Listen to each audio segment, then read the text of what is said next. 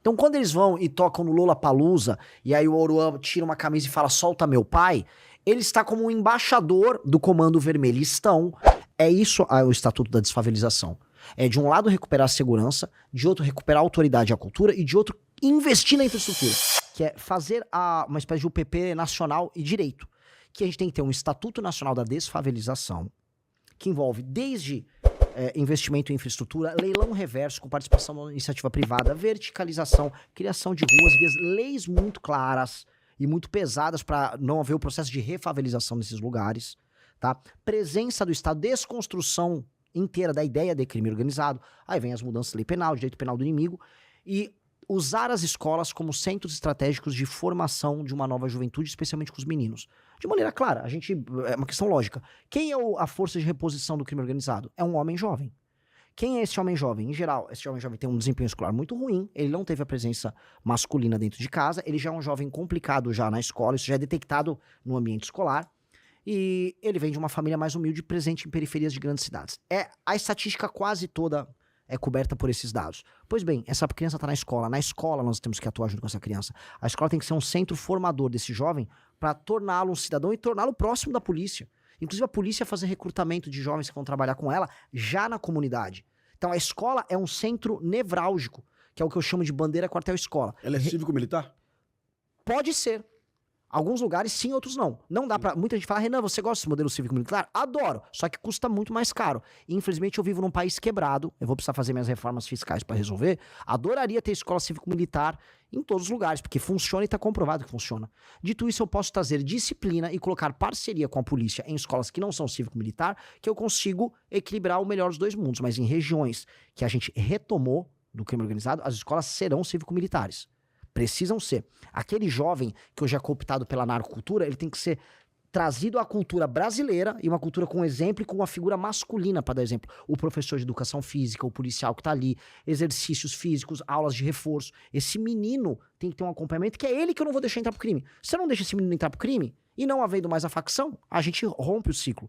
Que é tentar fazer o que a UPP fez, agora de uma maneira nacional, que eu tô falando, o Estatuto Nacional da Desfavelização, com o segundo slogan que eu chamo de bandeira quartel-escola, tomei o território, bandeira nacional, ou seja, aquilo voltou a pertencer ao Estado brasileiro, quartel, as forças policiais vão montar um aparato logístico e operacional para manter o controle sobre aquilo, e a escola, a formação do jovem. Esta é a ideia da desfavelização nossa, pra gente romper esse ciclo, que é um processo que vai demorar 10 a 15 anos, para transformar o Brasil em um lugar, e as nossas cidades em lugares habitáveis. Olha, Renan, eu gosto tanto dessa ideia que, assim, eu sei que a gente nem sempre pode ter um Ministério das Cidades, mas o Ministério da Desfavelização seria uma coisa... Mas esse é o meu... Seria uma política, né, acabar com essas condições subhumanas que a gente viaja pelo Brasil e se conheceu aí. Nós temos palafitas até hoje, em muitas capitais do Nordeste, a gente vê palafitas, né? Condições assim, de extrema miserabilidade. Temos a Rocinha, no Rio de Janeiro. Pouca gente sabe, 77 mil habitantes, mas a Rocinha ainda tem muita tuberculose. A Rocinha tem ruas tão profundas que o sol só bate meio-dia. 9 da manhã não bate sol, 2 da tarde não bate sol, né? Tu bota a mão na parede na Rocinha, a qualquer hora do dia, a parede está gelada, mesmo no verão. Então é deprimente você enxergar isso em pleno século XXI. Gostei da ideia. Cajueiro, mais pergunta? Tenho sim. Não, como é o chau agora, né, irmão? Chau, eu já perguntei. Candidato, o senhor está falando de Ministério da Desfavelização. Eu, na polícia, estou com 31 anos. Eu lembro das favelas do Rio de Janeiro quando eu entrei e eu olho para as favelas hoje. Dito isso, obviamente elas cresceram, né? Não sei a ordem, mas cresceram muito. Chegaram a conurbar. Hoje a gente tem o que se convenciona chamar de complexo.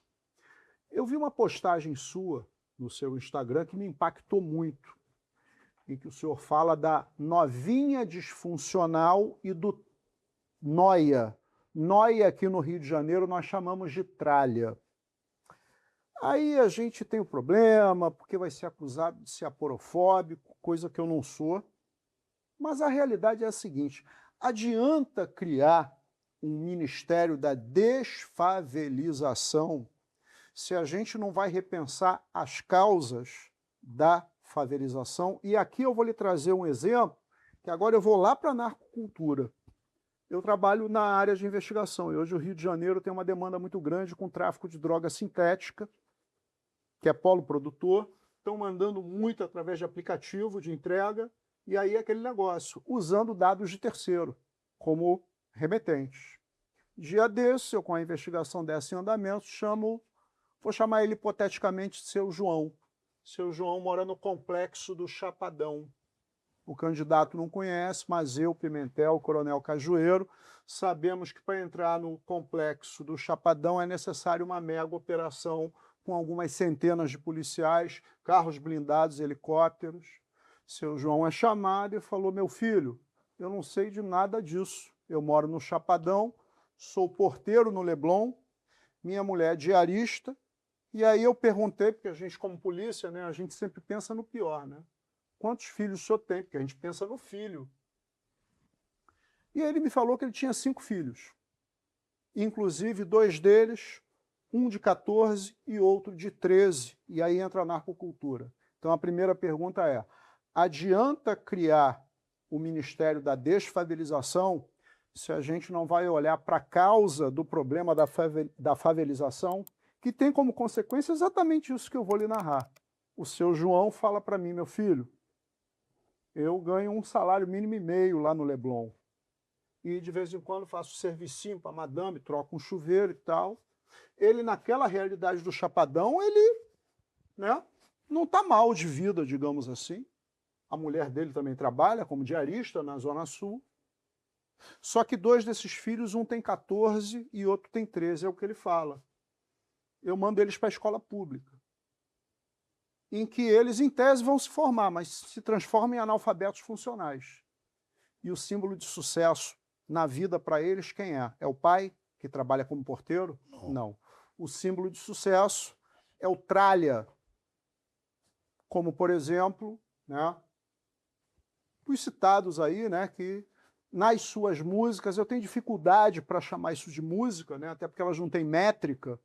Eu, por exemplo, eu não gosto de música baiana. Eu não gosto do que a família Caymmi produziu, mas eu não vou dizer que não tem qualidade.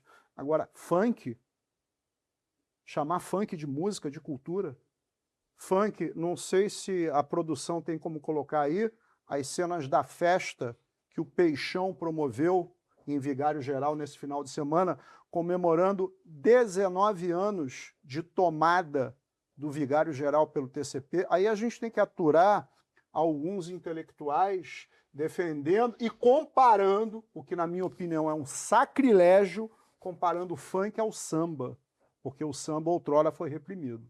O funk hoje, ele é sim uma ferramenta da narcocultura, mas ele também é retrato exatamente dessa situação que a gente está vivendo. Esse é um baile funk em Vigário Geral. Eu suponho que sejam guitarras. O Coronel Cajueiro enxerga melhor do que eu. São guitarras ali, Fuzis, não são? fuzis, infelizmente Ah, fuzis. Guarda-chuva, sério. Infelizmente. Ah, tá. Aí a gente tem que ouvir que isso não é narcocultura. Queria saber exatamente, candidato, né, qual a relação de causa e consequência em cima daquilo que a gente falou, né? A novinha disfuncional, adorei isso, novinha disfuncional, e trazendo aqui para o Rio de Janeiro o tralha. Tem vários deles aí. De maneira bem clara, vamos lá. Eu adoro o assunto da origem, não só a origem das favelas, mas da cultura de favela, eu gosto de estudar. Esses são os temas que eu mais me detenho, eu adoro isso. Vamos lá. Naturalmente, para você ter um sistema de poder, você precisa de uma cultura que a justifique. Isso aqui, quem fala isso é o Karl Marx. A superestrutura, ela é determinada pela estrutura. Ou seja, se você tem um esquema de poder que envolve o domínio territorial de um grupo narcotraficante com seu bando militarizado tomando o controle de uma área, você vai precisar criar uma cultura que justifique essa dominação.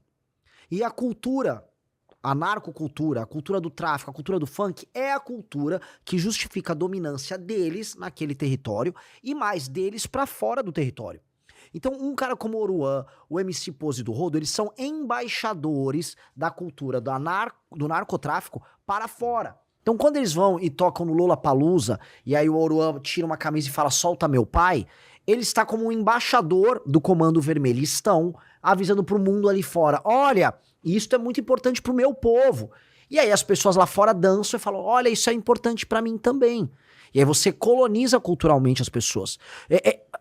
A estrutura saiu de uma questão meramente interna dentro das favelas, em que eles justificam o poder lá dentro e tem essas festas que a gente tá vendo aqui, para as pessoas do tal do asfalto, usando uma terminologia que é muito usada aqui no Rio, morro e asfalto, elas naturalizarem a existência do crime organizado sem morar nas favelas ou sem morar nos bairros controlados. E esse foi o estágio que o Brasil está chegando de transformação em narco-estado. Pôs do Rodo, Oruan, mas inúmeras outras figuras. É uma naturalização de um determinado modo de vida. Para destruir isso, são de duas maneiras. Você tem que destruir a estrutura e a superestrutura. E você vai precisar fazer um trabalho, entendendo que o Brasil vive em guerra, de proibição da cultura do funk. Aí você vai falar, ih, o Renan que é censura. Aí vai aparecer o Caetano Veloso, o Chico Buarque. Não, calma. Na Dinamarca, a grande democracia dinamarquesa, se eu fizer, vamos dizer, propaganda de determinadas facções, tem uma facção específica ali, eu vou preso. Eu não posso divulgar, não posso sustentar isso. As democracias precisam se proteger disso. Se eu for fazer propaganda de um determinado grupo terrorista na França, eu vou ter problemas. As legislações das democracias protegem a democracia disso. A nossa democracia não se protege. O nazismo na Alemanha é um exemplo muito claro. Então, nós vamos precisar atuar entendendo que nós estamos em guerra. Estamos em guerra? Bom, temos número de morte policial com número de guerra. Morte de cidadãos civis com número de guerra. É guerra. As armas são de guerra? São. Então é guerra. Então você não vai ter música do seu inimigo tocando no seu território. Você não vai ter festas criando essa estrutura. Porque ela não é só, no final, de propaganda. Também é de financiamento. Porque a lavagem do dinheiro também passa por essas festas. Pose do Rodo aqui no Rio. Em São Paulo, o MC Rian, que lavava dinheiro do PCC. Então, essa estrutura tá toda pronta. Agora, eu vou avançar um pouco na questão da favela, porque a favela tem um elemento que é muito interessante. De onde surgiram as favelas? Já havia favela no Rio. São Paulo, até os anos 50, não tinha favela. Tinha o tal do cortiço. As favelas surgiram porque você teve você tinha uma natalidade muito grande nos anos 40, 50, 60, 70, 80, e um processo de migração, especialmente da região Nordeste e de Minas Gerais, para as grandes capitais.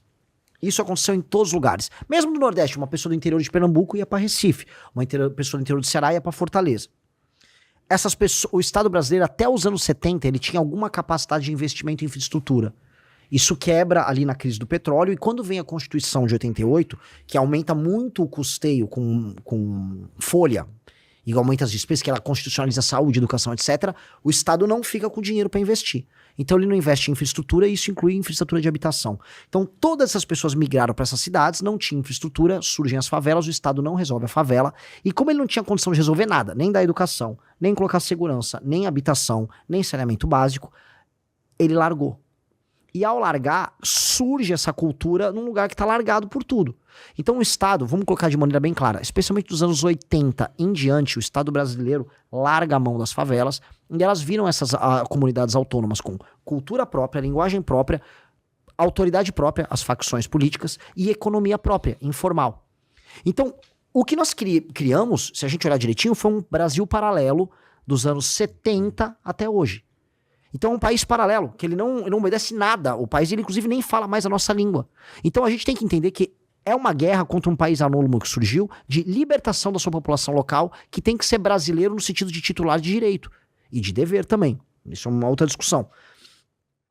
E destruir a cultura desse país anômalo é libertar essas pessoas. Então essas coisas são todas integradas.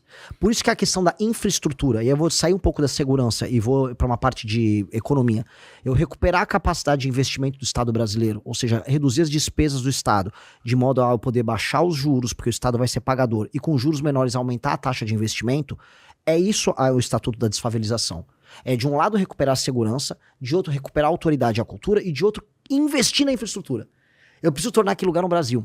A China passou o que o Brasil passou nos anos 60, 70, 80, e isso nos anos 2000. Como? As pessoas saíram das províncias do interior e foram todos para a região leste, Xangai, aquela costa. A China falou, vai dar ruim, vai favelizar. E vai favelizar na casa dos, não digo bilhão, mas das centenas de milhões. Eles criaram cidades inteiras do zero, eles gastaram tudo que eles puderam em infraestrutura. E proibiram as pessoas de fazer migrações desordenadas, porque eles sabiam que ia gerar esse processo de favelização. A China evitou isso. Renan, que bom que tu citou a China, porque eu vou pegar dois extremos também. Eu vou pegar China e Inglaterra.